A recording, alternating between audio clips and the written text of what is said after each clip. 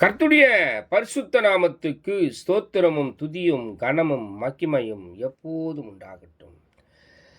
இந்த நல்ல 8ஆம் மாதம் 16ஆம் தேதியை காண செய்த தேவாதி தேவனுக்கு கொடான கோடி ஸ்தோத்திரம்.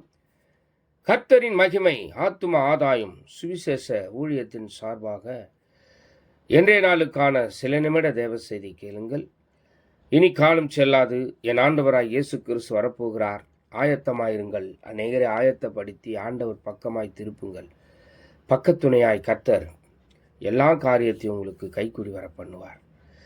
விசேஷமாக சங்கீதம் 25ஆம் சங்கீதம் 9ஆம் வசனம் சொல்லுகிறது, சாந்த குணமுள்ளவர்களை நியாயத்திலே நடத்தி சாந்த குணமுள்ளவர்களுக்கு தமது வழியை போதிக்கிறார் என்று சொல்லி, பிரியமான தேவ ஜனமே, நானே வழியும் சத்தியமும் ஜீவனுமாய் இருக்கிறேன் என்று சொன்ன என் ஆண்டவராகிய இயேசு கிறிஸ்து வழியில் எப்போதும் நாம் நடக்கிறபடினாலே நமக்கு சாந்தத்தையும் சந்தோஷத்தையும் தருவார்.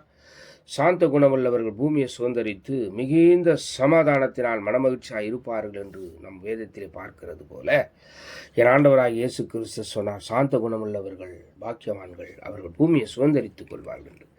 சுதந்திரமாய் கொடுத்த இந்த பூமியை கர்த்தர் நம்மை ஆளுகிறபடினால், கர்த்தரை நம்மை போற்றுகிறபடினால் அவர் எப்போதும் துதிப்போம். God bless you.